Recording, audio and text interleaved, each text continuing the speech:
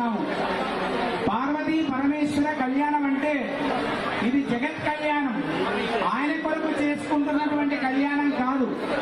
జగత్తుకు మనందరికీ శుభాన్ని కలిగించడం కొరకు స్వామివారి కళ్యాణాన్ని మనం జరిపిస్తున్నాం.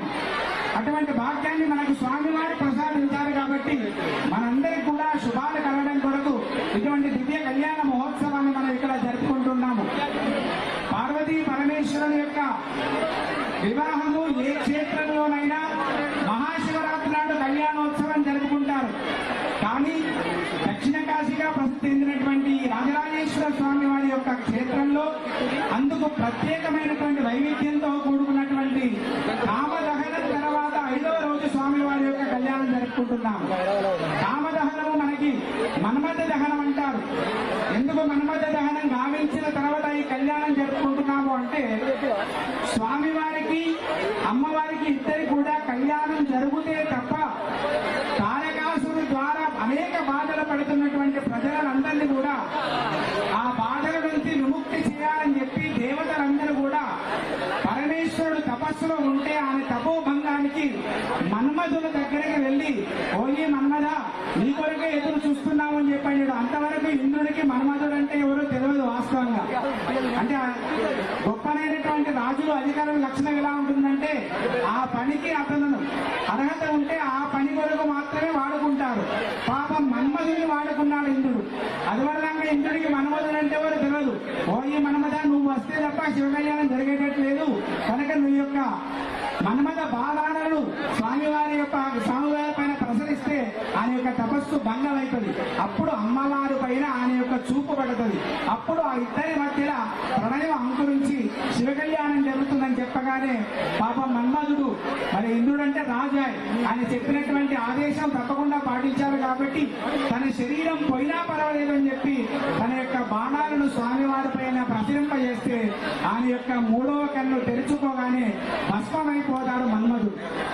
అలా భస్మమైపోయినటువంటి మన్మధుడికి అమ్మవారి మళ్ళా వరమిస్తుంది.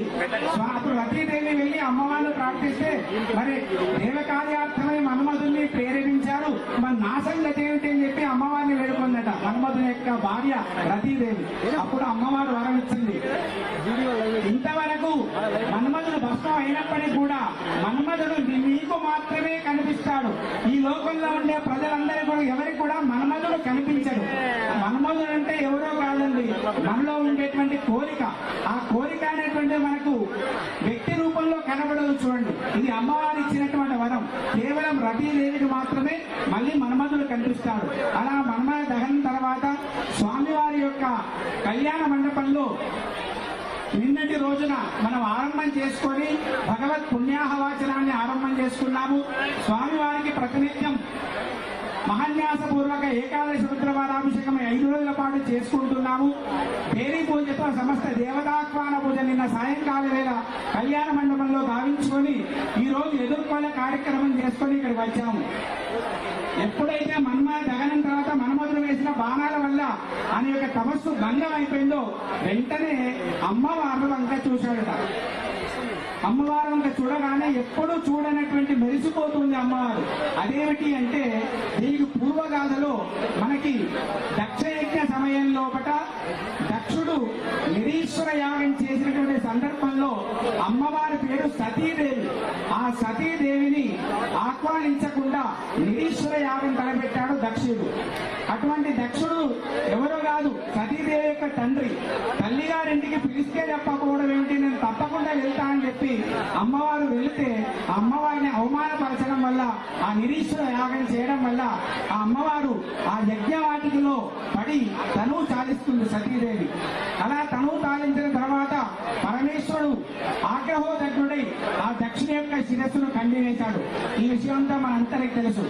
అలా యజ్ఞవాటికలో పడినటువంటి సతీదేవి హిమవంతుని యొక్క కుమార్తెగా జన్మించి పార్వతిగా జన్మించి తపస్సు చేసి పరమేశ్వరుడిని వివాహం ఆడుంది. కాబట్టి ఎక్కడా లేని విధంగా మన క్షేత్రంలో మన్మథ దహనం తర్వాత ఇటువంటి కళ్యాణోత్సవాన్ని మనం జరుపుకుంటున్నాం.